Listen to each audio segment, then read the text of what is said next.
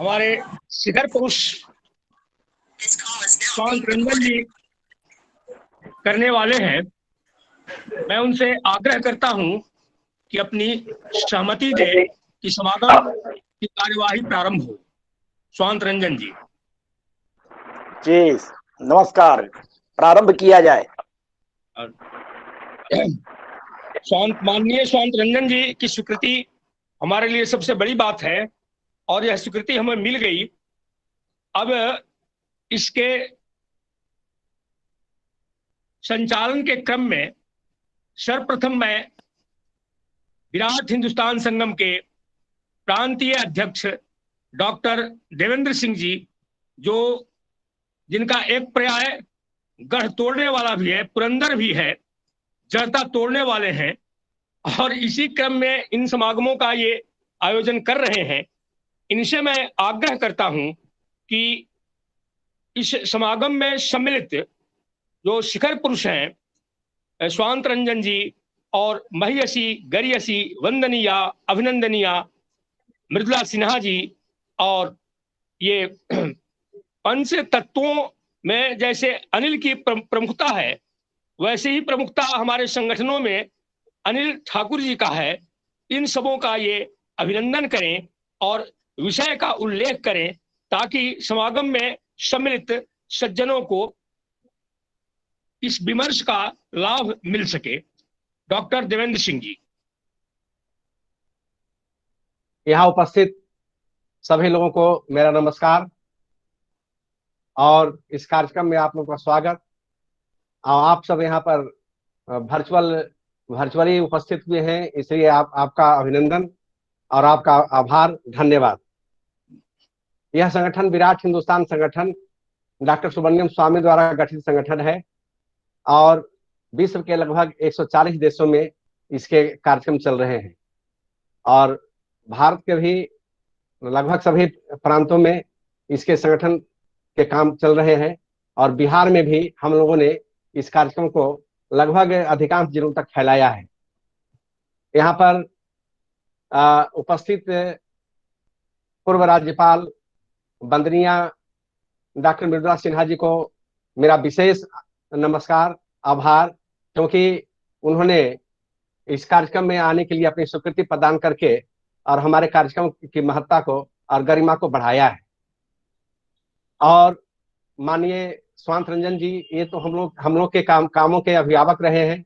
हम लोगों ने जितने भी कार्यक्रम किए हैं, माननीय स्वांत रंजन जी को हम लोगों ने सूचना देने का काम किया है और उन्होंने सहर्ष, टेलीफोन से वार्ता हुई नहीं कि उन्होंने सहर्ष इसकी अध्यक्षता के लिए स्वीकृति प्रदान कर दिया, तो यह उनकी महानता है और हम लोग के प्रति उनके स्नेह का द्योतक है। वैसे माननीय स्वांत रंजन जी का भी मैं इस कार्यक्रम में स्वागत करता हूं, अभिनंदन करता हूं, अपना आभार व्यक्त करता हूं। माननीय अनिल ठाकुर जी से जब मैंने बात किया करीब 20-25 दिन पहले कि हम लोग का यह जो संगठन है आप जानते ही हैं, उसमें हम लोग आप लोगों को बताते हुए बहुत खुशी हो रही है कि हम लोग पूरे कोरोना काल में इस कार्यक्रम को चलाते रहे हैं और हर रविवार को साप्ताहिक विचार गोष्ठी का आयोजन करते रहे हैं और इसमें देश के विभिन्न भागों के विभिन्न क्षेत्रों के विद्वानों को बुला करके और विभिन्न प्रासंगिक विषयों पर और विभिन्न महत्वपूर्ण विषयों पर हम लोगों ने उनका वक्तव्य व्याख्यान आयोजित किया है। और इसी क्रम में आज हमारा यह 20वां साप्ताहिक संगोष्ठी है और इसमें मुजफ्फरपुर से वहाँ जो एक कॉलेज है महेश प्रसाद सिंह साइंस कॉलेज, उसके पूर्व प्राचार्य और हमारे बड़े भाई अमरेंद्र ठाकुर जी का बहुत सहयोग मिलता है इस कार्यक्रम में, ये यहाँ उपस्थित हैं, उनके प्रति भी आभार, धन्यवाद। अनिल ठाकुर जी का बहुत बहुत धन्यवाद, बहुत आभार। इन्होंने एक झटके में अपनी स्वीकृति दी थी और इसकी रूपरेखा तय करने में उन्होंने मार्गदर्शन किया था और उन्होंने भी कहा था कि मैंने इसके उद्घाटन के लिए पूजनिया दीदी और भारत के बहुत ही अग्रगणी और बुद्धिमता विदुषी डॉक्टर मृदुला सिन्हा जी को तैयार कर लिया। उन्होंने 12 बजे रात में मुझको सूचित किया कि दीदी ने इस कार्यक्रम के उद्घाटन के लिए स्वीकृति प्रदान कर दिया है।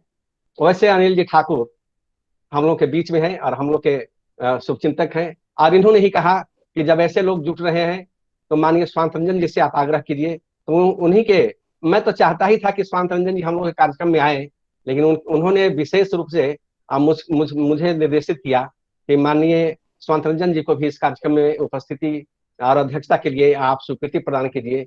और एक झटके में टेलीफोन मैंने किया नहीं कि माननीय स्वांत रंजन जी ने इसकी स्वीकृति प्रदान कर दिया। और बिहार के लगभग 1.5-2 दर्जन जिलों में इस संगठन का विस्तार हुआ है, और इस कोरोना काल में सबों ने इस कार्यक्रम को काफी सराहा है। तो आज का जो विषय है, माननीय अनिल ठाकुर जी से विचार विमर्श करने के बाद इस कार्यक्रम आज के 20वें साप्ताहिक विचार गोष्ठी का जो शीर्षक रखा गया, ये माननीय अनिल ठाकुर जी के सलाह से रखा गया, और वो है बदलते वैश्विक अर्थव्यवस्था में एकात्म मानव दर्शन।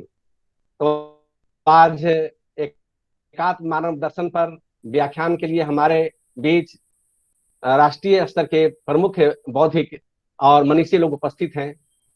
तो मैं अपने साथियों, दर्शकों, जो बिहार के लगभग कई जिलों से, लगभग कोने कोने से जुड़े हुए हैं, और इतने बड़े महान पुरुषों और मनुष्यों के बीच में मैं बाधा बनकर के खड़ा नहीं रहना चाहता हूं। इसलिए मैं अपने मित्र प्रोफेसर पारस राय जी से आग्रह करता हूं कि मैंने इन सब आगंतुक अतिथियों का स्वागत किया है और इनका परिचय दिया है। जो लोग भी यहाँ दिखाई पड़ रहे हैं, पाटलिपुत्र विश्वविद्यालय के प्रोफेसर रमावतार सिंह जी हैं, ये पॉलिटिकल साइंस के विद्वान हैं। बख्तियारपुर से लोग हैं, गया से, आरा से, दरभंगा से, मुजफ्फरपुर से, गोपालगंज से, सिवान से, कई जगहों से लोग हैं। बहुत लोगों का चेहरा दिख रहा है, बहुत से लोगों का चेहरा नहीं दिख रहा है। लिस्ट में सबों का नाम है। बड़ी संख्या में लोग जुड़ रहे हैं और जुड़ते रहेंगे। मैं सबों का स्वागत करता हूं, हार्दिक अभिनंदन करता हूं, और आज के संचालक प्रोफेसर पारस राय जी से आग्रह करता हूं कि कार्यक्रम को आगे बढ़ाने की कृपा करें। धन्यवाद, नमस्कार। प्रोफेसर पारस राय। प्रबुद्धजनों, इस समागम के संचालन के क्रम में औपचारिक उद्घाटन के लिए सर्वमाननीय, सर्वप्रशंसनीय, वंदनीय, महियसी, गरियसी मृदुला सिन्हा जी से मैं आग्रह करता हूं कि इसका उद्घाटन करें।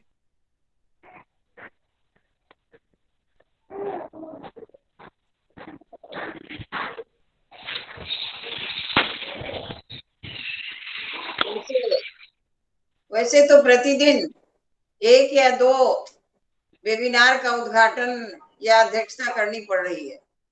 1 महीने से कार्यक्रम चल रहा है, लेकिन पता नहीं क्यों आज मुझे एक अजीब सी अनुभूति हो रही है, और उस अनुभूति का जब मैं व्याख्या करती हूँ, पहचानती हूँ, तो मुझे ऐसा लगता है कि सभी वेबिनार में अपने ही लोग होते हैं, लेकिन इससे थोड़ी ज्यादा नजदीकी लग रही है मुझे इस वेबिनार के विषय से भी, और यहाँ जो सब लोग उपस्थित हैं सब हमारे परिवार के लोग हैं। और मैं सबों को, स्वांत रंजन जी हैं, अनिल जी हैं, मैं तो ऐसी स्थिति में हूँ कि सबको आशीर्वाद देने की भूमिका में आ गई हूँ। इसलिए जितने लोगों ने इसमें काम किया है, ऑर्गेनाइज किया है, मैं सबको आभार भी प्रकट करती हूँ मुझे समय देने के लिए, और साथ साथ शुभकामनाएं देती हूँ कि ये जो प्रयास होगा वो घंटे भर का भी हो तो कहीं ना कहीं एक संदेश देश में जाएगा। दूसरी बात मैं कहना चाहती हूँ कि मैं जब विचार कर रही थी कि एकात्म मानववाद पर हम पिछले 30-35 साल से विचार कर रहे हैं, बहुतों का भाषण इस पर सुना है, बहुत जगह बोले भी हैं, लेकिन अभी मुझे लगता है कि आज का जो कोरोना काल है, आज का जो समय आया है, उस समय में एकात्म मानववाद की चर्चा ज्यादा उपयुक्त है, क्योंकि अभी धीरे धीरे सब ओर से ये बात आ रही है कि एक बार फिर पुनः भारतीयता की ओर विश्व जा रहा है। और उसमें ज्यादातर हम देख रहे हैं कि जो दवाइयां हैं वो बाहर वाले भी आयुर्वेदिक दवाइयां ले रहे हैं, काढ़ा पी रहे हैं। विश्व में ये चीजें हमारी जा रही है जो हमारी पुरातन संस्कृति में रही है और हम जिसका इस्तेमाल करते रहे। तो कई मान में भारत की ओर जाने का और विश्व में भारत को एक बहुत अधिक सम्मान मिलने का, पहचान मिलने का ये समय है। और ऐसे समय जो माननीय हमारे पूर्वज, मैं तो कहूंगी हम लोगों के जो पूर्वज रहे हैं, माननीय दीनदयाल उपाध्याय जी ने समय के अनुसार चिंतन मनन करके जो ऐसा विषय, ऐसा दर्शन दिया, वो फिलॉसफी है। और वो जो दर्शन उन्होंने दिया वो सच आज उसको बहुत मुस्तैदी से अपनाने की जरूरत है, लागू करने की जरूरत है। वो समय आ गया है। और ये 40 साल से जो इसकी चर्चा हो रही है और हमारे भारतीय जनता पार्टी के उसमें भी, फिलॉसफी में भी इसको इंक्लूड किया गया था, ये सब इतिहास में मैं अभी नहीं जाना चाहूंगी, लेकिन ये समय अभी उपयुक्त है इस विषय पर चर्चा करने। हम सब जानते हैं कि हर देश, हर समाज, और मैं तो ये कहना चाहूंगी जो हर परिवार, यदि कोई नया कदम उठाना चाहता है तो ये सही है कि हम अपने पूर्वजों को, चाहे वो परिवार का पूर्वज हो, समाज का पूर्वज हो, देश का पूर्वज हो, उनको भी स्मरण करते हैं। और इस तरह से स्मरण करते हैं जो समस्या हमारे सामने है, जो जिस विचार से हम, जिस दर्शन से हम विकास करना चाहते हैं, हम उसको चिंतन मनन करते हैं कि क्या पहले इसकी क्या स्थिति थी, पहले हमारे पूर्वजों ने इसे कैसे अपनाया, समाज को कैसे आगे बढ़ा के ले गए, मनुष्य को किस तरह से देखा, मनुष्य के विकास के लिए कौन सी चीजें खोजी। एक तो पीछे देखते हैं, फिर वर्तमान की समस्याओं को देखते हैं, और दोनों को मिला के हम लोग को लगता है, जब जब हुआ है, इसका इतिहास साक्षी है कि फिर एक नई धारा, एक नया दर्शन, उनको मिला के और आगे चलते हैं। तो हम सब जानते हैं कि स्वतंत्रता की लड़ाई लड़ते हुए लोगों ने थोड़ा बहुत ध्यान दिया, लेकिन वो स्वतंत्रता की लड़ाई थी, ये वैचारिक लड़ाई नहीं थी, वो दूसरे प्रकार की लड़ाई थी, स्वतंत्र करना था देश को। इसलिए गांधी जी ने स्वदेश को तो अपनाया। गांधी जी ने ये एक कोशिश की कि चरखा दे करके और हर घर कैसे स्वावलंबी होगा, उनको उनके दृष्टि से, आर्थिक दृष्टि से उन्होंने किया, और जनता ने भी उसको अपनाया। थोड़ा सा हम कहना चाहेंगे कि अपनी तरह से, भारतीय दृष्टिकोण की तरह से एक बीजारोपण कि भारत का आगे का हमारा विकास ये केवल आर्थिक विकास नहीं, राजनीतिक विकास, आर्थिक विकास, सामाजिक विकास, आध्यात्मिक विकास का ये जो दर्शन क्या होगा, यह इस विषय पर थोड़ी बहुत तो चर्चा पहले भी हुई, लेकिन स्वतंत्रता मिलने के बाद उसके भी मैं विस्तार में नहीं जाना चाहूंगी, फिर हमारे देश को किधर ले जाया गया। इससे पहले ही पूंजीवाद की व्यवस्था हो चुकी थी। पश्चिम ने पूंजीवाद को दिया, पश्चिम ने समाजवाद को दिया, लेकिन वो दोनों वाद जो हैं वो हमारे दर्शन के अनुसार, हमारे दर्शन में जो जिस तरह से मनुष्य को देखने की दृष्टि है, मनुष्य और प्रकृति के मेल की दृष्टि है, और उसके साथ साथ जो पूरकता का सिद्धांत है, इन सारी बातों के आधार पर वो दोनों के दोनों वाद जो है वो उपयुक्त नहीं होते थे। इसलिए मैं समझती हूँ कि बहुत चिंतन मंथन के बाद बहुत लोगों का के साथ नाम आता है, बहुत लोगों से बात विचार करके जो एक विचारधारा के थे, और ठेंगड़ी जी का भी उसमें ये था, और भी लोगों का, तो ये इस बात पे आया कि एकात्म मानव दर्शन, इस विवाद नहीं जोड़ा, एकात्म मानव दर्शन रख, अपने आप में बहुत कुछ ये बात दर्शन शब्द जो है कहता है, क्योंकि हमारा तो दर्शन ही रहा है। और वैदिक काल से ये सनातन समाज जो है वो समय समय पर, जो वैदिक काल में जो स्थापना हुई तो जो कहा गया मनुष्य का क्या रूप होगा, परिवार का क्या रूप होगा, समाज का क्या रूप होगा, राजनीति का क्या रूप होगा, ये सब समय समय पर उसको लोग अपनाते रहे, उसको खंगालते रहे, उस राह पर चलते रहे। तो इस बड़े फिलॉसफी को बहुत मंथन करके देखकर फिर अपने जो हमारा इतिहास है उससे ही बात निकालनी पड़ी कि हमारे यहाँ तो हम मानव को श्रेष्ठ मानते हैं। पहली इकाई हम मानव को ही मानते हैं। और मानव कौन है? यदि उसका विकास करना है सब तरह से तो मानव है क्या? उसकी क्या परिभाषा है? तो मानव के में शरीर है, मन है, बुद्धि है, आत्मा है, ये चारों हैं। जब कोई सिद्धांत बनेगा राजनीतिक, आर्थिक और सब इसके लिए विकास के लिए, तो मानव को ही केंद्र में रखकर उसके चारों जो अवयव हैं, चारों जो उसके तत्व हैं विकास के, उसको ध्यान में रखना होगा। और जब इस चारों बातों पे विचार होने लगा तो सचमुच अर्थ, लेकिन हमारे यहाँ धर्म को पहले कहा गया, धर्म, अर्थ, काम, मोक्ष। और जिस तरह से धर्म के अनुकूल अर्थार्जन करना है, आजकल मैं कृष्ण देखती हूँ टेलीविजन पर और ध्यान से सुनती हूँ, पहले नहीं सुना था कि कैसे कहाँ कहाँ किस बात में कृष्ण जो है वो धर्म को लाके और समाज की बातों को कहते हैं।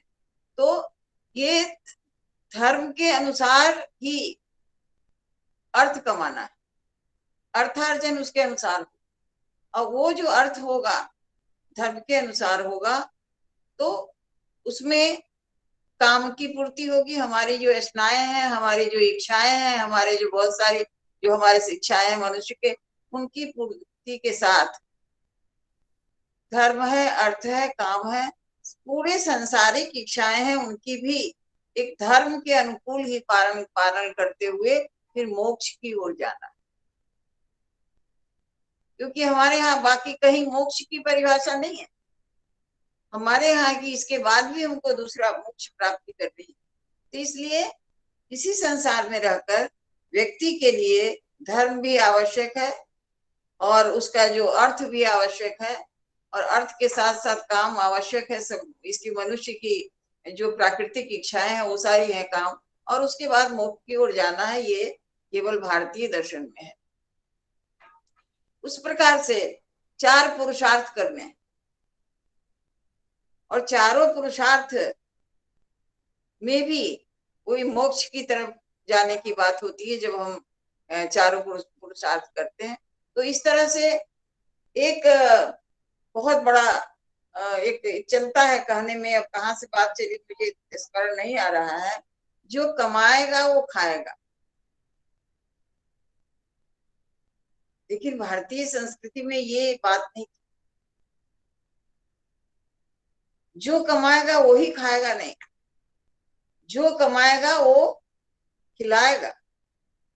इसमें सीधे सीधे है जो हम देखते आए हैं साधु संत, हम लोग ये जानते हैं कि जो हमारी ब्रह्मचर्य आश्रम, जो 4 आश्रम है, उसमें गृहस्थ आश्रम को सबसे अधिक महत्व दिया गया है। क्यों?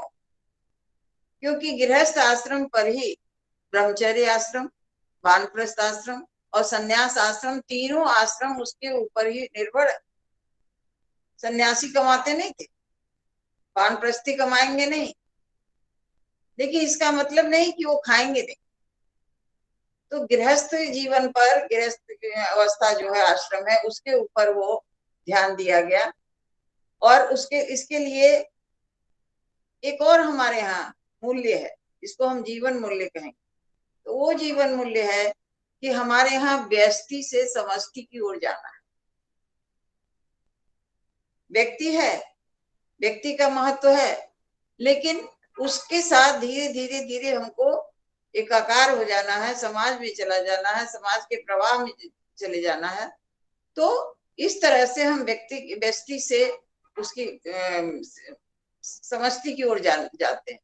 और ये जो एकात्मवाद का दर्शन है, इससे ही वो हो सकता है। हम ये जानते हैं जीवन, अभी हमारे यहाँ कुछ लोगों ने, साल मुझे याद नहीं है, 3 सरकारें भारतीय जनता पार्टी की बनी थी, तो अंत्योदय कार्यक्रम चला था। बहुत जोर शोर से तीन राज्यों में अंत्योदय का कार्यक्रम चला, उसको अच्छी तरह से निभाया भी गया। क्या था अंत्योदय? अंत्योदय क्या था? जो अंतिम पायदान पर बैठा हुआ, सबसे नीचे के पर जो व्यक्ति बैठा हुआ है, वो भी हमारे समाज का अंग है, वो हमारे देश का नागरिक है, वो हमारा अंग है, तो उसे देखना बहुत जरूरी। उसका पहले उदय, पहले उसका उद्धार करना, उसको आगे बढ़ाना। और मैं देख रही हूँ कि अभी जो हमारे प्रधानमंत्री हैं, चाहे माननीय अटल बिहारी वाजपेयी जी प्रधानमंत्री थे, तो जो सबसे गरीब व्यक्ति है उस पर विशेष ध्यान देना, ये कहीं ना कहीं तो अंत्योदय का, दीनदयाल जी का सारा प्रभाव है मन पर, उसी विचारधारा के लोग हैं, वो प्रभाव है। तो अंत्योदय के माध्यम से गरीबों का उद्धार करना, उनको उनके जीवन में खुशहाली लाना, ये सारी चीजें। और ये इतना जितना हम लोगों ने कह लिया या जितना सुनेंगे, ये जो दर्शन है वो उतना छोटा नहीं। उसमें तो बैठ के विचार करना होगा कि शिक्षा के लिए क्या करना होगा, शिक्षा में किस तरह से इस बात को बोलना होगा कि किस तरह से गुट्टी की तरह पिलाना होगा विद्यार्थियों को। फिर कामकाज की दृष्टि से जहां जाएंगे, जिस जगह काम करेंगे, उद्योग धंधा कैसा होगा, हर जगह जीवन के जितने क्षेत्र हैं वो इसके अनुकूल हो, सिद्धांत के अनुकूल व्यवहार हो, यह देखना होगा। और इस पर ऐसा नहीं कि हमारे बीच में मंथन नहीं हुआ है, बहुत लोगों ने बहुत समय बहुत मंथन किया है। और मुझे जब भी ये एकात्म मानववाद की बात आती है तो मुझे माननीय जगन्नाथ राव जोशी का दर्शन हो जाता है, मैं उनको याद करती हूँ। और मुझे ऐसा लगता था कि जब वो बोलते थे इतना कठिन विषय को, तो पिन ड्रॉप साइलेंस लगता था, सुनते ही रहे। बहुत लोगों ने इस पर अभ्यास किया बहुत बार। तो मैं समझती हूँ अभी बोलने वाले हमारे जानने वाले बहुत लोग हैं। एक समय आया था बहुत खराब, मैथिली शरण गुप्त को एक कविता लिखनी पड़ी, हम कौन थे, क्या हो गए और क्या होंगे अभी। हम कौन थे, क्या हो गए और क्या होंगे अभी, आओ विचारे आज मिलकर ये समस्याएं सारी। ये हर युग में विचारना पड़ता है। हमारे वंशज कौन है, उन लोगों ने चीजों को, ये धर्म को किस तरह से अपनाया, कर्म को किस तरह से अपने जीवन में अपनाया। मैं कभी कभी कहती हूँ जो वेद में सब कुछ है, जितनी बातें वेद में लिखी गई है, हमारे पुराणों में लिखी गई है, इसका मतलब है कि उससे पहले बहुत ही सभ्य समाज, बहुत ही वैचारिक दृष्टि से ऊंचा समाज रहा होगा, बहुत, तभी तो इतनी सारी बातें निकल के आई। और उसको आज तक हम पालन कर रहे हैं, समय समय पर उसमें हमने छोड़ा नहीं है। कभी कभी गलतफहमी होती है, वो लोग कहते हैं हम अपनी संस्कृति से बहुत दूर चले गए, हमारी युवा पीढ़ी हमारी संस्कृति से बहुत दूर चली जा रही। मैं इसमें नहीं विश्वास करती। और क्योंकि थोड़ी सी गिरावट आती है, थोड़ा सा हम अपनी संस्कृति को भूलते हैं थोड़े समय के लिए, अचानक कोई ना कोई व्यक्ति खड़ा होता है, कोई ना कोई संस्था खड़ी होती है, और फिर से वो पुराने रास्ते पर हमको ले चलते हैं, फिर से हम संस्कृति को जीवित करते चलते हैं। तो ये चीज जो है वो बहुत पुरानी चीज है और आगे भी चलेगी। और मुझे तो केवल आशीर्वाद देने के लिए, उद्घाटन करने के लिए कहा था। और बोलने वाले बहुत लोग हैं हमारे बीच में जिन्होंने इस विषय पर अभ्यास किया है, तो मैं इसके लिए उद्घाटन भी करती हूँ इस वेबिनार का, और बहुत बहुत शुभकामनाएं देती हूँ।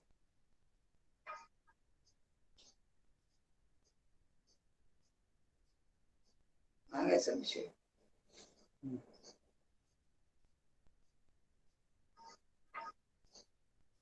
नहीं,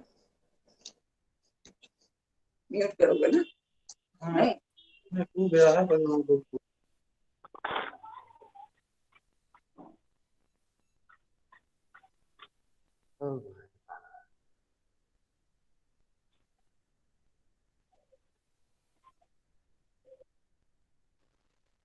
पारस बाबू को बताइए, आगे बढ़ावे। पारस बाबू को बताइए।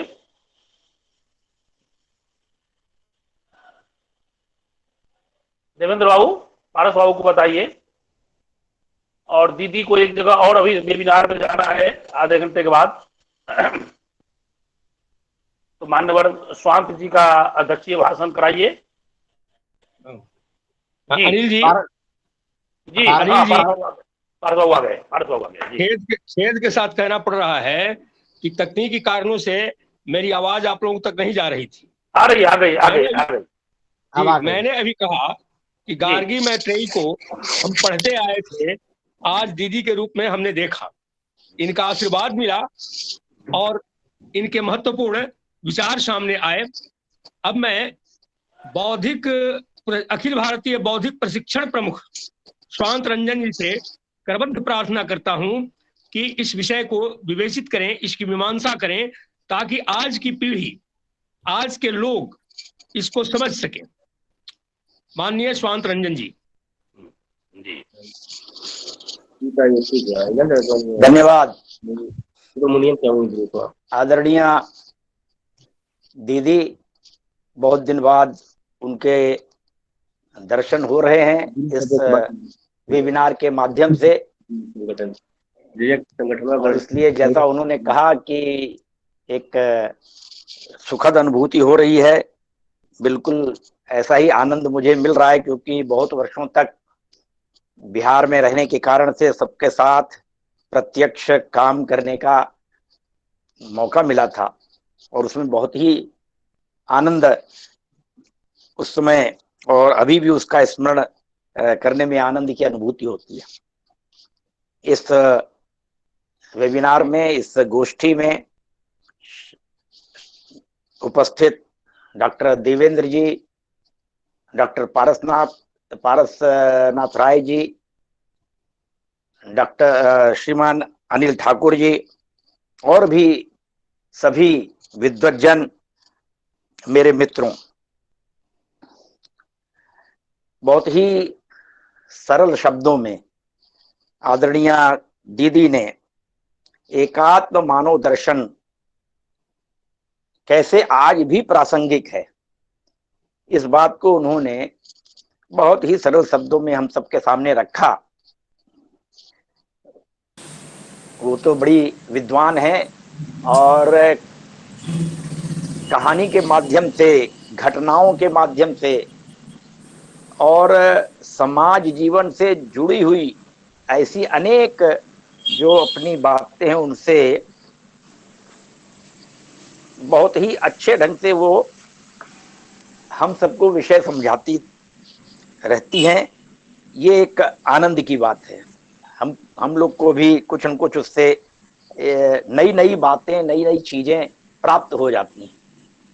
इसीलिए जब मैंने सुना कि आदरणीय दीदी भी हैं और सभी अपने पुराने सभी मित्र भी हैं, तो हमने कहा निश्चित रूप से मैं रहूंगा। इस विषय की दृष्टि से तो श्रीमान अनिल ठाकुर जी विषय रखेंगे, लेकिन जिस प्रकार का बदलते वैश्विक अर्थव्यवस्था के संदर्भ में एकात्म मानव दर्शन की प्रासंगिकता, ये जो विषय है, इसके लिए अगर हम विचार करें तो आज संपूर्ण विश्व में जो समीकरण थे पहले, वो बदल रहे हैं, बड़ी तेजी से बदल रहे हैं और इसका प्रभाव संपूर्ण विश्व में सभी देशों पर इसका प्रभाव पड़ना निश्चित है। चीन की विश्वसनीयता वह एक प्रकार से कहें तो समाप्त हो गई है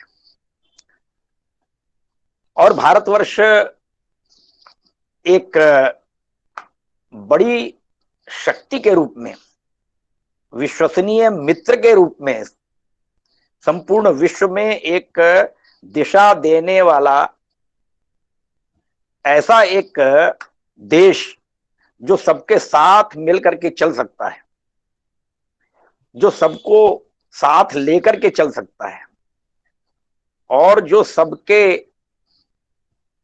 सबकी उन्नति में विश्वास करता है, जिसको हम अपने यहां कहा गया परस्परोन्नति, हम भी उन्नति करें, आप भी उन्नति करें। ये जो एक श्रेष्ठ भाव है, पवित्र भाव है, उससे अपना जो देश है वो आगे बढ़ रहा है। और इसीलिए संपूर्ण विश्व के अनेक देश भारतवर्ष की ओर आकर्षित हो रहे हैं। भारतवर्ष एक बड़ा, अगर आज की भाषा में कहें तो एक बड़ा मार्केट भी है, और इसलिए लोग चाहते हैं कि भारत से हमारा संबंध संपर्क बढ़े। अपने यहां पहले से ही जो लघु उद्योग, कुटीर उद्योग इत्यादि, ये भारत की जो अर्थव्यवस्था है उसकी रीढ़ रहे हैं। बड़े जो उद्योग हैं वो भी आवश्यक हैं, लेकिन भारतवर्ष में, अपने देश में जो एक सबसे बड़ा वर्ग है वो है मध्यम वर्ग। वो मध्यम वर्ग ही एक प्रकार से भारत का प्रतिनिधित्व करता है, और उसको सबसे ज्यादा एक प्रकार से रोजगार देने वाला जो क्षेत्र है वो है लघु उद्योग, कुटीर उद्योग, और दूसरा है वह है कृषि का क्षेत्र। हम जानते हैं कि इस एक वैश्विक महामारी में, जिसमें अनेक देशों की अर्थव्यवस्थाएं गड़बड़ा गई, इसमें भारत की जो कृषि व्यवस्था है उस कृषि व्यवस्था ने भारत को संभाल लिया, और इसलिए यह जो कृषि व्यवस्था है यह एक बहुत बड़ा संबल है भारतवर्ष के लिए, संपूर्ण विश्व के लिए। दूसरी ओर अगर हम देखें तो अब धीरे धीरे जो अनेक देशों की जो अर्थव्यवस्था जो तेल के ऊपर आधारित है, क्रूड ऑयल के ऊपर आधारित है, तो देखें कि विश्व में अब धीरे धीरे वैकल्पिक ऊर्जा की ओर देश जा रहे हैं, और आगे चल करके ऐसा लगता है कि धीरे धीरे इस पर निर्भरता कम होती जाएगी। जो वैकल्पिक ऊर्जा है, सौर ऊर्जा हो सकती है, बैटरी की ओर से हो सकती है, अनेक धीरे धीरे चीजें उस दिशा में बढ़ रही हैं, तो वह भी एक हमारे ध्यान में रहना चाहिए। उसके कारण से बहुत बड़ा फर्क पड़ने वाला है। भारत में जो अगर हम कहें तो बहुत बड़ी संख्या में यहाँ पर एक नौजवानों की संख्या है, काम करने वालों की संख्या है। तो यहाँ का जो मजदूर वर्ग है, वह मजदूर वर्ग जो कि लघु उद्योगों को, कुटीर उद्योगों को, कृषि को, सबको वो चलाने में समर्थ है, तो वह अब धीरे धीरे उनको भी इस प्रकार से और कैसा हम आगे बढ़ा सकते हैं, जो कि बढ़ता हुआ दिखाई दे रहा है। और इसलिए विश्व के अनेक देश भारत में निवेश करने को उत्सुक दिखाई दे रहे हैं। जापान ने तो कहा है कि हम भारत में निवेश करने के लिए जो भी और उद्योग कंपनियां जापान की वो अगर करेंगी तो हम उनको प्रोत्साहित करेंगे। यहाँ पर जो अपने यहाँ हम देखें तो जो कृषि व्यवस्था पारंपरिक दृष्टि से चली आ रही थी, उसको भी अब धीरे धीरे कैसे जो अपनी केंद्र सरकार है उसने भी कहा है कि किसानों की आय दुगनी करना, तो ये एक बड़ी बात है। यानी कृषि के साथ साथ कई चीजों को जोड़ा है, उसमें कहीं फूड प्रोसेसिंग है, कहीं आजकल कॉमर्शियल खेती भी अनेक स्थानों पर बड़ी लाभकर हो रही है, उसकी ओर आगे बढ़ रहे हैं। उसके साथ साथ मौन पालन है, मछली पालन है, अनेक प्रकार की चीजें प्रोत्साहित करने की दृष्टि से। तो इसमें जो एक बहुत बड़ा वर्ग नौजवानों का, काम करने वालों का, वो जो इसमें लग रहा है, उसके कारण से उनकी आय बढ़ रही है। कई बार हम समाचार पत्र पढ़ते हैं कि उन्होंने अच्छी और लाखों का पैकेज छोड़ करके और इस प्रकार के जो कार्य है, कृषि का कार्य है, कुछ और दूसरा कार्य है, वो एक नया जिसको कहें नवाचार, इस नवाचार के कारण से बड़ा लाभ मिल रहा है लोगों को और उस दिशा में लोग प्रोत्साहित भी हो रहे हैं। पंडित दीनदयाल उपाध्याय जी ने कहा था कि हर हाथ को काम, हर खेत को पानी। तो वो जितना ज्यादा होगा उतना ही हम इस जो एकात्म मानव दर्शन है उसकी प्रासंगिकता की ओर हम आगे बढ़ते हुए दिखाई देंगे। अभी जो नई शिक्षा नीति आई है, इस नई शिक्षा नीति में भी व्यावसायिक शिक्षा को महत्व दिया गया और इसलिए उसका भी आगे चल करके निश्चित रूप से लाभ मिलेगा। जो हमारा एक बहुत बड़ा वर्ग है वह तकनीकी दृष्टि से वह सक्षम बनेगा, अपने पैरों पर खड़ा होगा। इसी प्रकार से जो उच्च शिक्षा है, उस उच्च शिक्षा को इंडस्ट्री से जोड़ा गया है कि ये जो शोध होते हैं, इन शोधों का उपयोग हमारे यहाँ के अनेक प्रकार की जो इंडस्ट्री है उसके लिए होना चाहिए, पर्यावरण की सुरक्षा के लिए होना चाहिए। जो अनेक उद्योगों का जो कचरा है, जो अनेक प्रकार के केमिकल, रसायन इत्यादि जो और वो बहा देते हैं, छोड़ देते हैं, तो वो ना हो, क्योंकि उसके कारण से भूमि जो है वह अनुर्वरा होती है, वो विषैली होती है, पानी विषैला होता है। तो अब इस प्रकार के जो शोध निकल रहे हैं जिसके कारण से कि ये कम से कम होगा और उसको ठीक ढंग से उसको और शोधित करके फिर उसका हम निस्तारण करें। ये जब चीजें जुड़ती चली जाएंगी तो उतना ही अपना जिसको हम कहते हैं पर्यावरण, वह पर्यावरण भी शुद्ध होता जाएगा। पर्यावरण हम सब के लिए जीवन है, हम भी उसके अंग है। और इसलिए आप देखें कि इस कोरोना काल में थोड़ा सा और लॉकडाउन हुआ और नदियों का पानी शुद्ध हो गया, वायुमंडल शुद्ध हुआ। तो इसका मतलब यह है कि इस पर हमारा ध्यान उस तरफ गया है, हम उस तरफ ध्यान देंगे, क्योंकि जो सृष्टि चक्र है वह सृष्टि चक्र वह ठीक रहना चाहिए। पंडित दीनदयाल जी ने वो जो अपने ऋषियों ने जिस बात को कहा, भगवत गीता में भी है, अन्नाद भवन्ति भूतानि पर्जन्यादन्न संभवा यज्ञात भवति पर्जन्यो यज्ञ कर्म समुद्भवा। तो ये जो यज्ञ के द्वारा और फिर वर्षा होती है, उस वर्षा से फिर अन्न जो है पैदा होता है और उस अन्न से संपूर्ण समाज का पेट भरता है। वो एक चक्र है। इसलिए जो यज्ञ है, यज्ञ का मतलब क्या है? यज्ञ का मतलब है कि हम निस्वार्थ रूप से समाज का काम करें। हम वृक्ष लगाते हैं, वह यज्ञ है। आज वनों की भूमि कम होती चली जा रही है, वो कैसे बढ़ती चली जाए? धीरे धीरे अब जागरूकता आ रही है, लोग लगा रहे हैं, कर रहे हैं, ये बढ़ना चाहिए।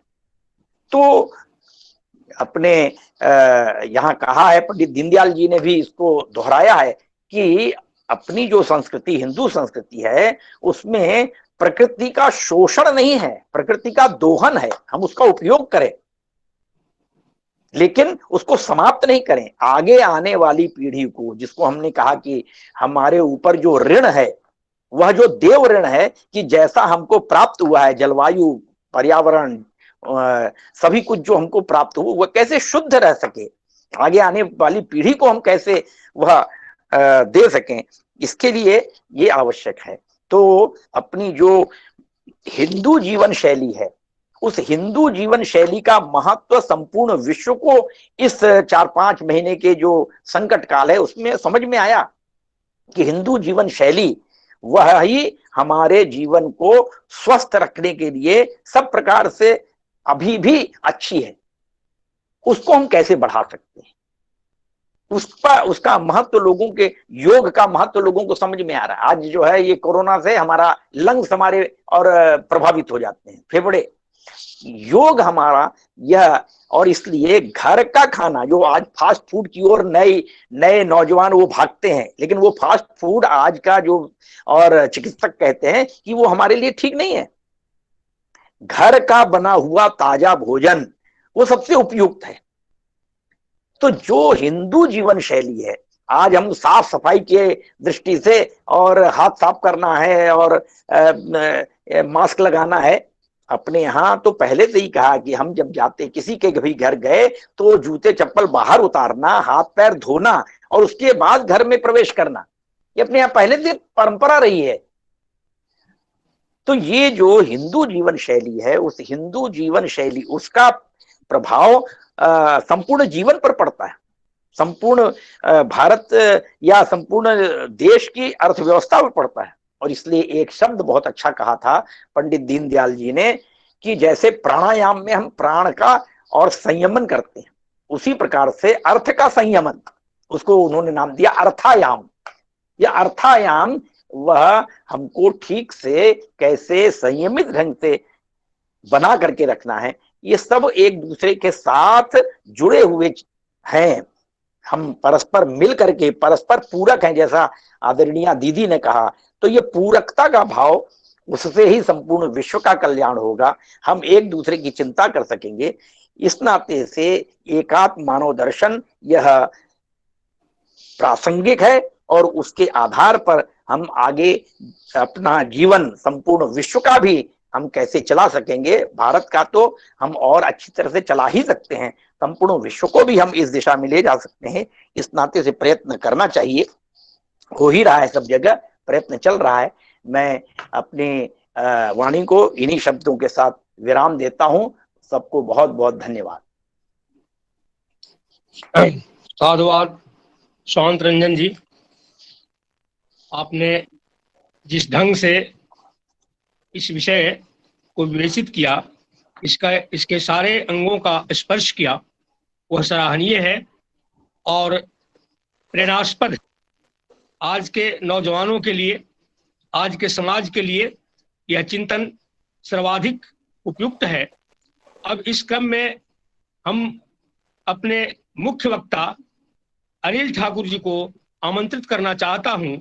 जो अनिल ठाकुर जी का नाम जो है वह विष्णुवाची नाम है, वह भरण पोषण वाला नाम है, और पंच तत्वों में जो अनिल है वह इतना प्रमुख है कि उसकी प्रशंसा के लिए शब्द कम पड़ते हैं। और हमारे संगठन में हमारे युवाओं को, खास करके युवा वर्ग को संगठित करने में अनिल जी का महत्वपूर्ण योगदान रहा है। और आज दीदी से लेकर और एक साधारण स्वयंसेवक तक के बीच संपर्क का सूत्र फैलाने में अनिल जी की महती भूमिका है।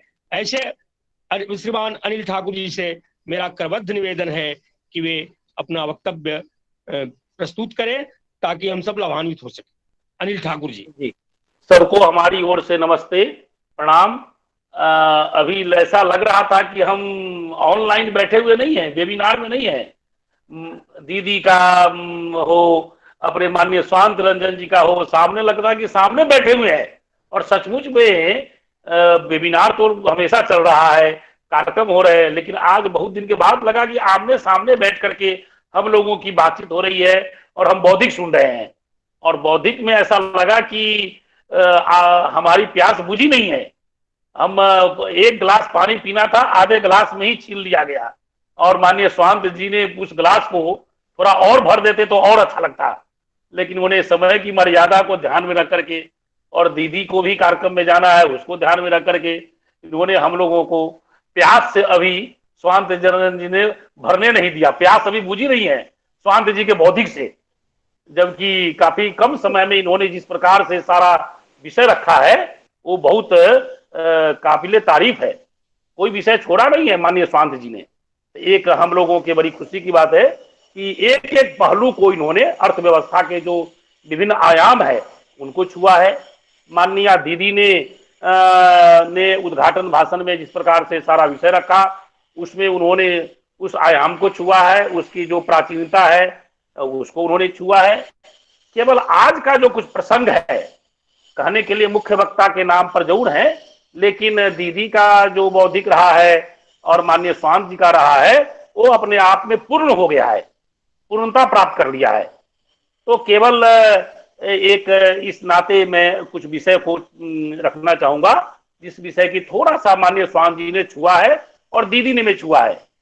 बंधुओं, ये बात सही है कि जो एकात्म मानव दर्शन जो अभी इसकी प्रासंगिकता अपने आप बढ़ गई है, इसके नाम से बढ़े न बढ़े, लेकिन इसके गुण जो हैं, इनके जो विशेषण है, इनके जो चीजें हैं, आज दुनिया इसको अपना ली है। तो योग की चर्चा, आयुर्वेद की चर्चा, इसकी चर्चा हो चुकी है, पर्यावरण की चर्चा ये हो चुकी है, लेकिन अब थोड़ा तुलनात्मक हम थोड़ी चर्चा करें। एक ओर कहता है कि किसी भी व्यक्ति के लिए रोटी ही आवश्यक है, ठीक है, रोटी बहुत आवश्यक है, मैं समझता हूं। किसी के लिए भूख ही केवल है, जबकि अपने यहां एकात्म मानव दर्शन में कहा गया कि अर्थ भी चाहिए, धर्म भी चाहिए। अपने यहां ये कहा गया कि शरीर चाहिए, मन चाहिए, बुद्धि चाहिए, आत्मा चाहिए, सबकी परिपूर्णता चाहिए, सब मिलाकर के मनुष्य बनता है। और मनुष्य के बाद समाज की निर्मित होती है, समाज से राष्ट्र बनता है, राष्ट्र से फिर हम वैश्विक ओर बढ़ते हैं। तो आज इस कोरोना के काल में हम देखते हैं कि जो लाखों प्रवासी भारतीय मजदूर अपने कार्य क्षेत्र से घर की ओर चले, किस परिस्थिति में चले, और उस परिस्थिति में घर पर भी जाकर उनको तो भोजन मिल रहा था, सब जगह हो रहा था, लेकिन फिर भी घर की ओर गए और लगातार दिन रात पैदल चलकर घर के दरवाजे पर पहुंच पर वहां पर उनको कहा गया कि आप 15 दिन के लिए क्वारंटाइन हो जाइए, 20 दिन के लिए। तो वो कई जगह घटनाएं हम लोगों ने, आप लोगों ने भी सुना होगा कि मजदूर निराश हो गए कि हमको घर के क्यों नहीं अंदर जाने दे रहा है, 15 दिन 20 दिन के लिए बाहर कर दिया है। और कुछ तो उसमें निगेटिव घटनाएं भी हो गई, कुछ लोगों ने कहा कि घर के लोगों ने दुत्कार दिया, हम इतना दूर से आए, और उसने कुछ उन्हें आत्महत्या को ओर भी बढ़ गए। तो घर के प्रति जो लगाव है, चाहे उसकी गरीबी हो सकती है, परिवार के प्रति जो लगाव है, अपने बच्चों के प्रति जो लगाव है, एक संबंध है जिसको कहते हैं परिवार। ये एकात्म मानव दर्शन में मनुष्य के बाद एक परिवार की कल्पना की गई है, ये संयुक्त परिवार। इस परिवार ने किस प्रकार से खींचा है लाखों करोड़ों मजदूर।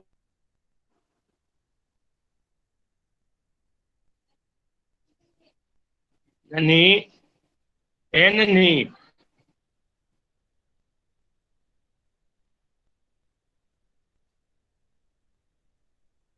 देखो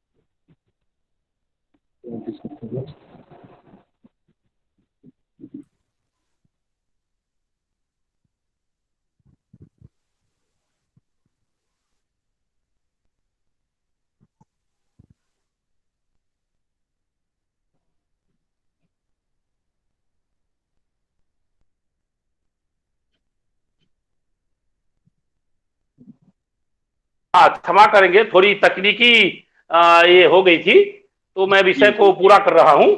कहने का तात्पर्य है कि वो जो मजदूर, जो प्रवासी मजदूर अपने परिवार की ओर लौटे, परिवार से स्नेह है, प्रेम है, और आज उस फिर परिवार को स्नेह प्रेम के बावजूद भी आज फिर काम क्षेत्र में वापस जा रहे हैं। तो हमारे इस देश में परिवार के प्रति जो लगाव है, परिवार का जो एक संबल है, परिवार का जो एक संस्कार है, जिसके कारण आज समाज और राष्ट्र बचा हुआ है। इसको पंडित दीनदयाल जी ने बड़े तरीके से कहा है कि पहले व्यक्ति को संस्कारित होना चाहिए, और व्यक्ति संस्कारित होगा तो परिवार भी संस्कारित होगा। आज पूरे देश में लाखों करोड़ों मजदूर लौटे, लेकिन कहीं कोई हंगामा हुआ क्या, कहीं कोई दंगा हुआ क्या? ये वो भूखे भी आ रहे हैं, लेकिन कहीं कोई लूटपाट हुआ क्या? उन मजदूरों ने कहीं कोई गलत काम नहीं किया। जबकि अन्य जगहों पर जाइए, दूसरे देशों में अगर बिजली कट जाती है, कुछ होता है, तो अमेरिका जैसे देश में भी दंगे हो जाते हैं। हम लोग देखते हैं। तो कहने का मतलब कि भारत एक दुनिया में एक ऐसा देश है, इस कोरोना के काल में अपने आत्म संयम का पूरा परिचय दिया है। ये भारत का संस्कार है। तो हम लोग जानते हैं। क्या रहा है सर? तो ये कहने का तात्पर्य है कि इसमें आपका आवाज क्लियर नहीं आ रहा है सर।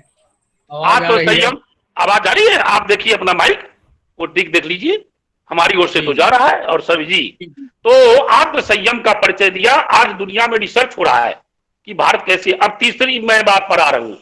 अब देखिए, गरीब देश है, सब कुछ ठीक है, बावजूद में इसमें यहाँ पर आज जो अन्य देशों की तुलना में देखिए तो अपने यहाँ जो रिकवरी का रेट है सबसे ज्यादा है।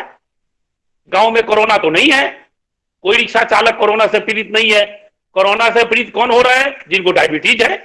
कोरोना से पीड़ित कौन हो रहा है? जिनको और भी बीमारियां हैं, जिनकी उम्र ज्यादा है, जो स्वास्थ्य पर कम ध्यान दे रहे हैं। तो इसका तात्पर्य है कि जो व्यक्ति प्रकृति के नजदीक है, भले ही उसे भरपेट भोजन भी न मिले, लेकिन हमारे यहाँ अपने यहाँ जो औषधीय पौधे हैं जो हमारे अगल बगल में है, जिसके लिए हमको कोई पैसा नहीं लगाना पड़ता है, गिलोय को लगाने के लिए, तुलसी लगाने के लिए, इन सब चीजों से हम अपने को स्वस्थ कर सकते हैं। ये भी हम देख रहे हैं। तो इस प्रकार से परिवार जब ठीक हो रहा है, तो आज पूरा समाज की बात मैं बता रहा हूं, यहां पर हम देख रहे हैं। तो पंडित दीनदयाल जी ने कहा था कि समाज का भी परिष्कार होना चाहिए, यानी समय समय पर समाज को भी प्रशिक्षित करो। और अभी तो देखिए, उन्होंने पॉलिटिकल डायरी में भी लिखा और कहा भी कि अगर पार्टी अगर गलत व्यक्ति को टिकट दे दे तो जनता उसको शुद्ध कर दे, ठीक कर दे। मानी हमको कैंडिडेट कैसा चाहिए? हमको पार्टी ठीक है, किसी मजबूरी से किसी अपराधी को टिकट दे दिया तो हम तय करेंगे कि हमारा प्रत्याशी कैसा होना चाहिए। दीनदयाल जी ने यहां तक बात कही है। तो अगर समाज अगर सही है तो शासन प्रशासन भी सही हो सकता है। अगर समाज प्रदूषित है, समाज के विचार अगर ठीक नहीं है, संस्कारित नहीं है, तो शासन प्रशासन अच्छा भी हो तो समाज में नीचे नहीं जा सकता है। आज बड़ी खुशी की बात है कि शासन में प्रशासन में राष्ट्र का नायक एक ऐसा व्यक्ति आया हुआ है जिनकी एक आवाज पर सारा समाज उनका फॉलो कर रहा है। तो हम देख रहे हैं कि इसमें आगे बढ़े हैं। अब मैं थोड़ी दूसरी ओर चल रहा हूं। माननीय स्वांत रंजन जी ने बड़े तरीके से इस विषय को रखा है। अब देखिए, इजराइल का संबंध मुस्लिम कंट्री से हो सकता है, कभी किसी ने दुनिया में नहीं सोचा था। जॉर्डन से हो गया, अभी इससे यूएई से हो गया, आप संयुक्त इससे हो गया। केवल आप तुर्की, ईरान और आप पाकिस्तान को छोड़ दीजिए तो इजराइल का संबंध सबसे अब हो गया है। अब दूतावास खुल रहे हैं। यानी कहने का तात्पर्य कि मुस्लिम कंट्री की जो दादागिरी थी वो अब समाप्त हो गया। तो आज हम देख रहे हैं कि जो तेल पर आधारित पूरी दुनिया चल रही थी वो आज वो नहीं है। गल्फ कंट्री का एकाधिकार टूट गया, मुस्लिम कंट्री का भी जो एकाधिकार था आज नहीं है। हमारे प्रधानमंत्री ने कल ही संयुक्त राष्ट्र संघ में बड़े तरीके से कहा कि संयुक्त राष्ट्र संघ जो है अपनी अहमियत खो रहा है। जबकि एकात्म मानव दर्शन में पंडित जी ने कहा है, दीनदयाल जी ने, कि सभी राष्ट्र को अपनी प्रकृति के अनुसार, अपने स्वभाव के अनुसार, अपने संसाधन के अनुसार आगे बढ़कर स्वतंत्र होकर के और वह एक दूसरे राष्ट्र से साथ मिलकर के पूरी दुनिया को ठीक कर सकता है। अब हमने एकात्म मानव दर्शन में पढ़ा है। तो आज उसी ओर जा रही है दुनिया, जैसा कि माननीय स्वामी जी ने भी कहा। तो आज संयुक्त राष्ट्र संघ की जो अहमियत है, जो मुस्लिम कंट्री की जो उनका बना हुआ है, जो गल्फ कंट्री का जो एक पूरे दुनिया में जो राज था, अब देखिए धीरे धीरे टूट रहा है। और वैदेशिक नीति तो पूरी तरह बदल गई है। वैदेशिक नीति तो इस कोरोना काल में इस तेजी से बदली है जिसकी हम कभी कल्पना ही नहीं कर सकते हैं। तो कहने का तात्पर्य है कि इस बदलती अर्थव्यवस्था के अंतर्गत एकात्म मानव दर्शन के जो मूलभूत तत्व है, चाहे वह व्यक्ति के नाते हो, वह परिवार के नाते हो, समाज के नाते हो, राष्ट्र के नाते है, वो हमको जीने के लिए, संस्कारित करने के लिए मेरी मजबूरी है कि हम उसको अपनाना पड़ेगा, हमको उसके साथ जीना पड़ेगा। अगर हम नहीं जब उसके निकट जाएंगे, प्रकृति के निकट, इसलिए नाम दिया गया एकात्म मानव दर्शन। एक आत्मा जड़ में, पूरे चर चराचर में, चाहे मनुष्य हो, जानवर हो, पशु हो, पक्षी हो, पेड़ हो, पौधे हो, सब में एक ही आत्मा का वास है। और इसलिए हमको सबको एक मित्र रूप में देखना चाहिए। ये है एक आत्मा, सब में एक आत्म मानव दर्शन। ये है, मनुष्य उसका धुरी है, मनुष्य उसका केंद्र है, ये इसके पीछे का है। इसीलिए आज एकात्म मानव दर्शन की महत्ता, इसकी उपयोगिता, इसके बारे में जो है वह पूरा समाज इसकी ओर आ रहा है। अब मैं अंतिम चरण में चलूंगा। बंधुओं, बहुत सूक्ष्म भाव, क्योंकि यहाँ काफी विद्वान जन बैठे हुए हैं, सब लोग जरा आकलन कीजिए, सब लोग जरा इस पर अवेक कीजिए।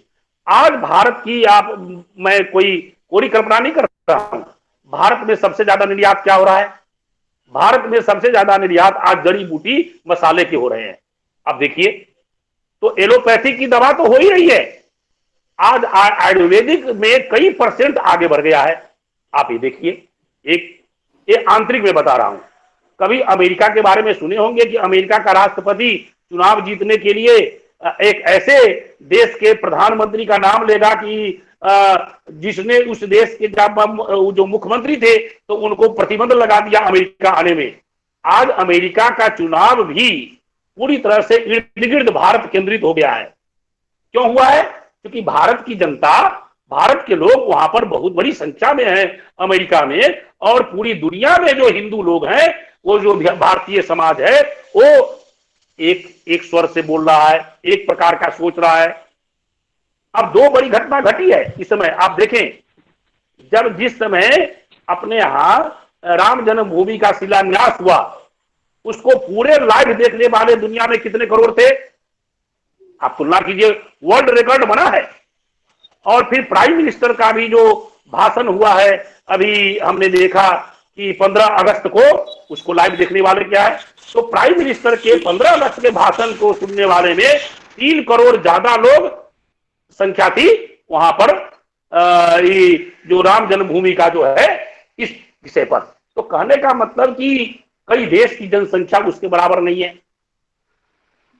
तो इस प्रकार से 16 करोड़ हो या 22 करोड़ या 35 करोड़ हो, आज वही लोग बता रहे हैं कि इतनी बड़ी लोग, इतना बड़ा वर्ल्ड रिकॉर्ड आज तक नहीं हुआ किसी लाइव को देखने के लिए। तो ये लाइव देखने वाले लोग आज देख रहे हैं। अब एक नई बात चल पड़ी है, जो इंडियन एक्सप्रेस के संपादक है शेखर गुप्ता जी का, या अन्य लोग हैं, आप देखिए उनके लेख आ रहे हैं, आर्टिकल आ रहे हैं, उनको लग रहा है कि भारत में इतना होने के बावजूद भी संयम क्यों है, उपद्रव क्यों नहीं हो रहा है। हमारे वामपंथी विचार के लोग कह रहे हैं कि उपद्रव क्यों नहीं हो रहा है, आंदोलन क्यों नहीं हो रहा है, भारत कोरोना के बावजूद भी क्यों संयम से काम ले रहा है। क्योंकि भारत देख रहा है कि चीन सामने है, भारत देख रहा है कि पाकिस्तान सामने में है, भारत देख रहा है कि पूरी दुनिया में हमारी देश की क्या स्थिति है। इसलिए आज समाज परिष्कार की ओर चल रहा है। जो दीनदयाल जी ने कहा था, समाज को इस अपने राष्ट्रीय स्वयं सेवक संघ और अनेक संगठन समविचारी लोगों ने 1925 से लेकर आज तक समाज का जिस तरह से परिष्कार किया है, और उसका केंद्र बिंदु क्या था? व्यक्ति को पहले हमने ठीक किया, व्यक्ति को संस्कारित किया, व्यक्ति से परिवार संस्कारित हुआ, और परिवार से आज समाज और राष्ट्र संस्कारित है। परिणाम इसका क्या हो रहा है? ये हो रहा है कि आज पूरी दुनिया में भारत के लोग इस प्रकार से आचरण और व्यवहार कर रहे हैं कि लग रहा है कि सब एक आत्मा में ही सब सोचने विचारने वाले लोग हैं।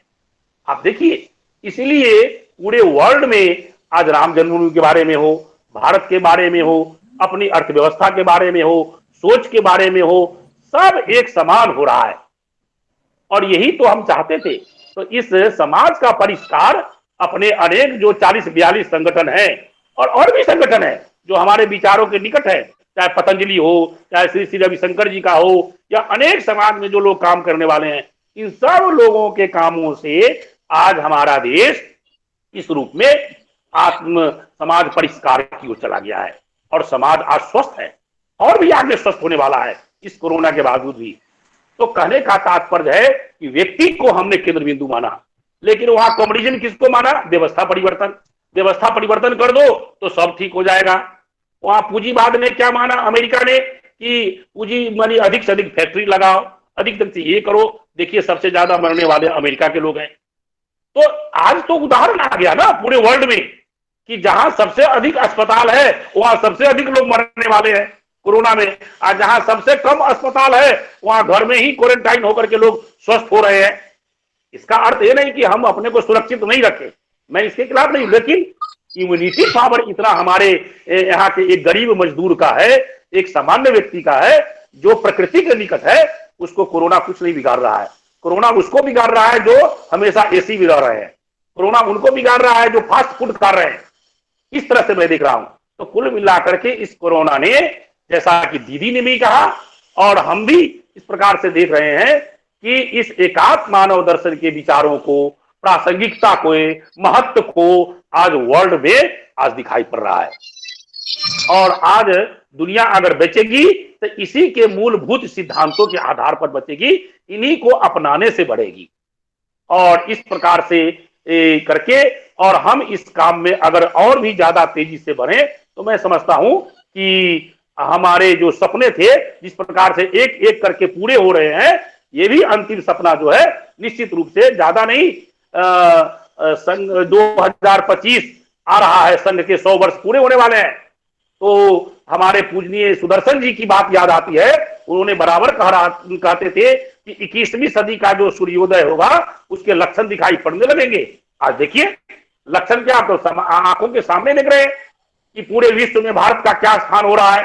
घटनाएं बता रही हैं हमारे शिव की प्रकृति, हमारे इनका देखिए किस किस देशों में, ऑस्ट्रेलिया, अफ्रीका देशों में, वहां से मानी पहाड़ों की गुफाओं में भगवान शिव दिखाई पड़ रहे हैं। अब देखिए अभी इस कोरोना के काल में वहां से आ रहा है कि वहां पर ये है तो वहां तो बैल है तो बसा है तो एक इस रूप में है। तो दुनिया के अन्य देशों में भी जहां पर हमारे संस्कृति और इतिहास से जुड़ी हुई चीजें दिखाई पड़ रही है, हमारी चीजों को अपना रहे हैं।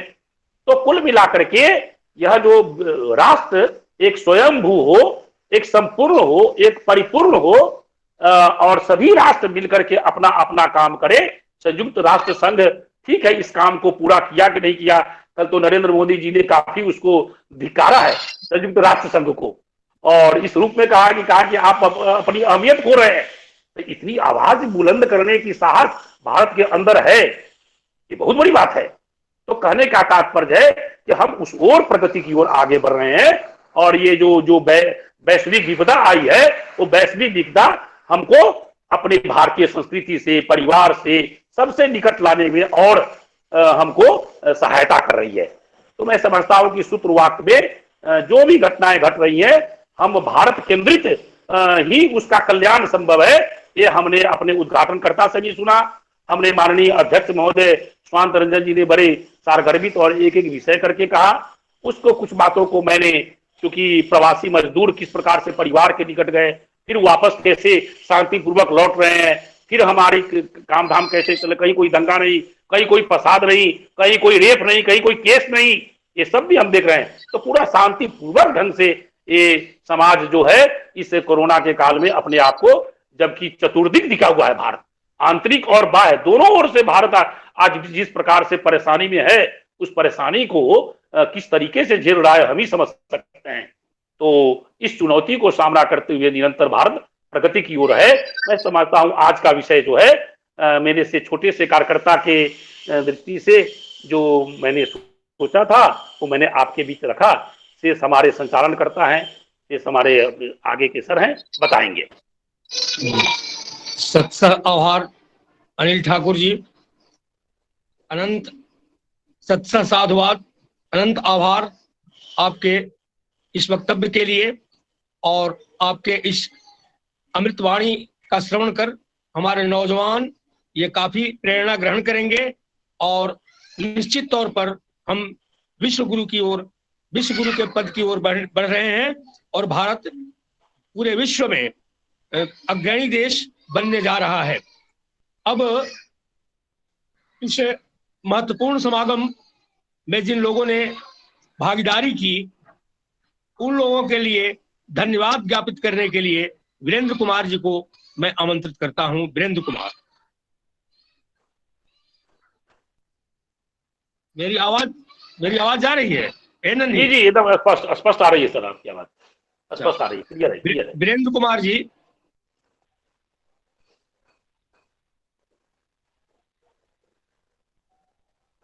लगता है वीरेंद्र कुमार जी संपर्क नहीं हो रहा है। लगता है कि वो थे तो, लेकिन अभी लगता है कि डिस्कनेक्ट हो गए। देखिए तो वीरेंद्र जी को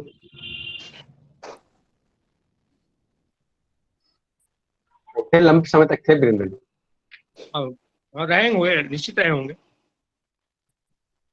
तो देवेंद्र बाबू, हाँ, इस महत्वपूर्ण कार्य के लिए इन्हीं अग्रणी कार्यकर्ता को आमंत्रित किया जाए।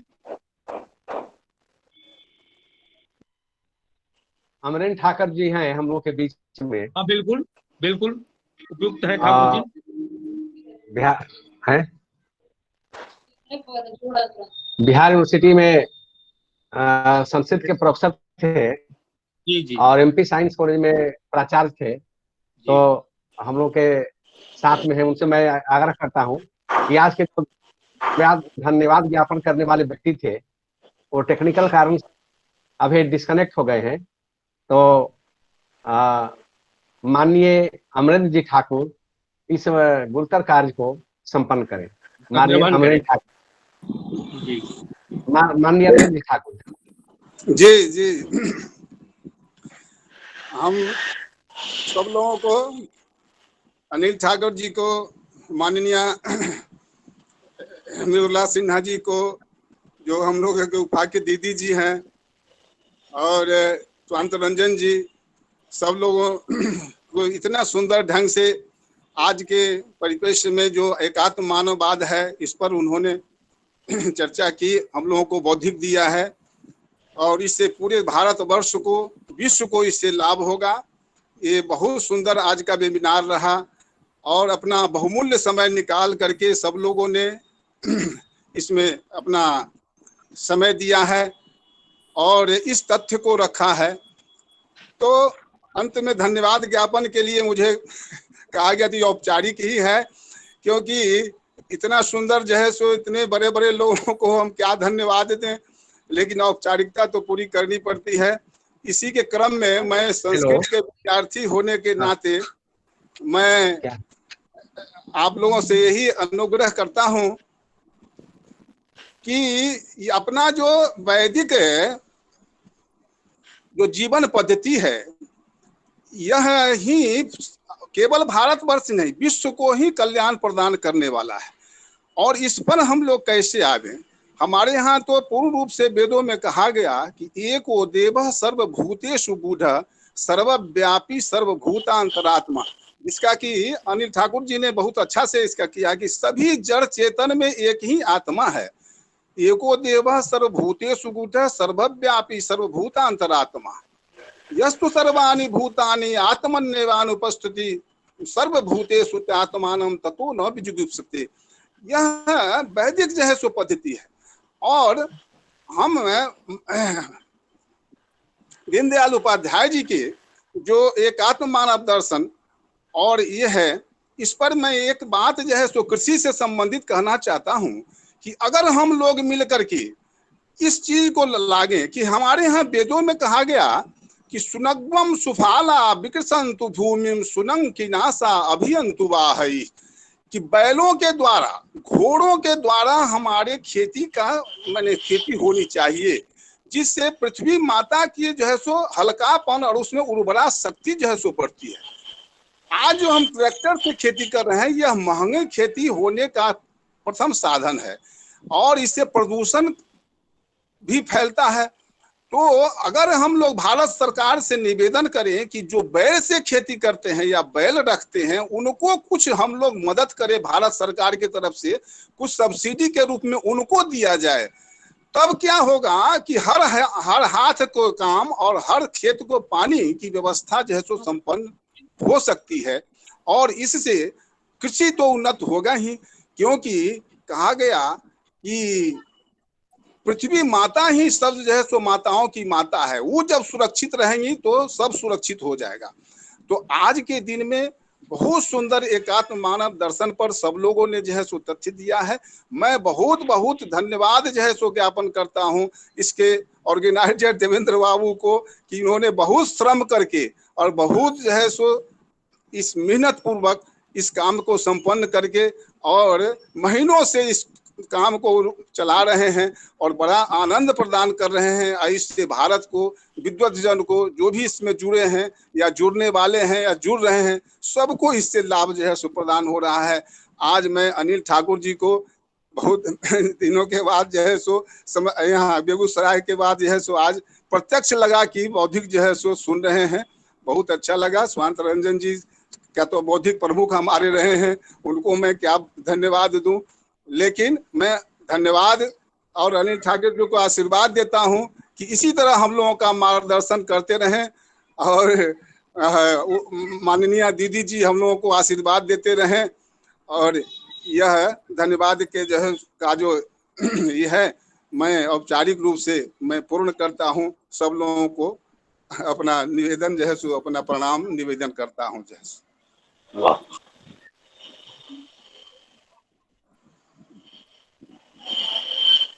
बाबू।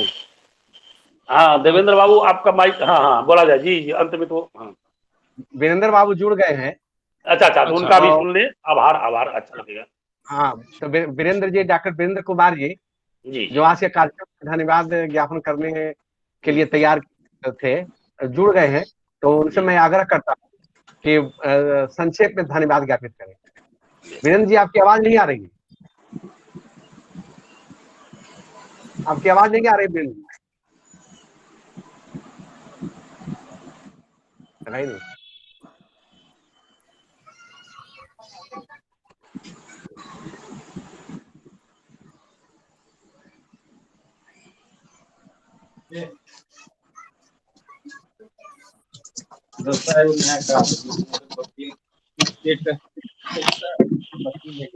हाँ वीरेंद्र बाबू तो अच्छा लिफ्ट हो गए।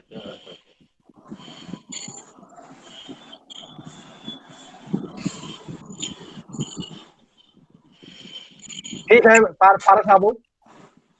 ठीक है, तब नहीं जुड़ रहे हैं। हाँ नहीं जुड़ पा रहे।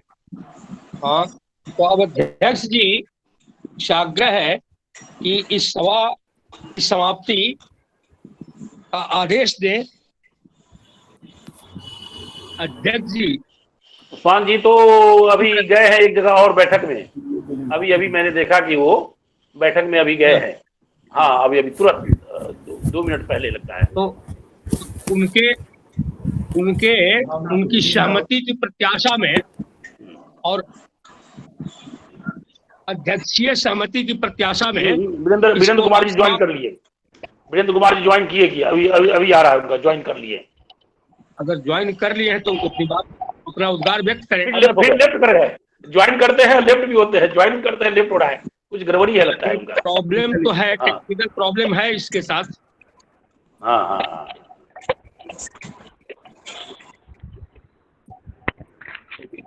मेन ऑर्गेनाइजर जो है देवेंद्र बाबू ही अंत में। देवेंद्र बाबू चालक महोदय की अनुमति और आज के मुख्य वक्ता की सहमति और बाकी लोगों के आग्रह के अनुसार सब जितने भी सज्जन वृंद यहाँ एकत्रित हुए, खास करके दीदी माननीय डॉक्टर मृदुला सिन्हा जी और राष्ट्रीय स्वयंसेवक संघ के राष्ट्रीय बौद्धिक और शिक्षण प्रमुख माननीय स्वांत रंजन जी और बिहार झारखंड के समन्वय प्रमुख माननीय अनिल ठाकुर जी, प्रोफेसर अनिल ठाकुर जी, प्रोफेसर पारस राय जी, प्रोफेसर चंद्रावती जी, मृत्युंजय कुमार कश्यप जी, प्रमोद कुमार प्रवीण जी दिल्ली से जुड़े हैं, दिल्ली यूनिवर्सिटी के एक प्रोफेसर डॉक्टर PS चौधरी हैं। और इस पूरे कार्यक्रम में इसके टेक्निकल सपोर्ट में जिस एक व्यक्ति की भूमिका है, नौजवान 20 साल का नौजवान जिसके कल ही 21वें जन्मतिथि थी, आशीष कुमार राय, ये सारा टेक्निकल सपोर्ट उनके द्वारा होता है। इन सबों को मैं अपनी तरफ से और इस संगठन की तरफ से डॉक्टर सुब्रमण्यम स्वामी के इस अंतर्राष्ट्रीय संगठन विराट हिंदुस्तान संगम की बिहार शाखा की ओर से और सारे जो मेरे मित्र यहाँ उपस्थित हैं, अनिश कुमार जी, शैलेश राजू, रोशन राज जी, इन सबों को मैं धन्यवाद ज्ञापित करता हूँ और एक बार फिर आपके प्रति अभिनंदन करता हूँ, आभार प्रकट करता हूँ और संचालक महोदय से आग्रह करता हूँ कि कार्यक्रम के समापन की घोषणा करें। ठीक है, बहुत अच्छा। तो भाई साहब नमस्ते, मनीष गया से। जी जी जी, हाँ देख लिया मनीष जी, बहुत अच्छा, धन्यवाद। नमस्ते, कैसे जी, बहुत अच्छे, बहुत अच्छे।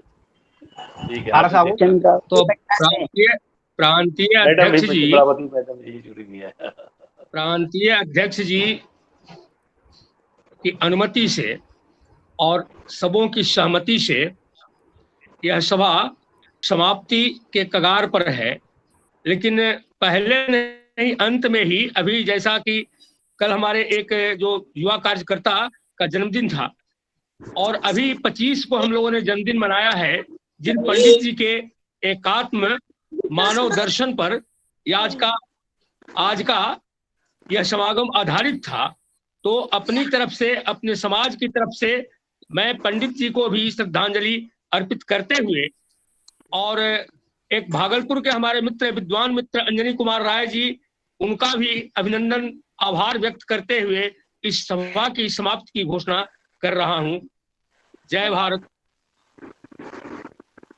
वाह, बहुत अच्छा जी, नमस्ते जी, धन्यवाद सर, नमस्कार सबको। चंद्रावती मैडम।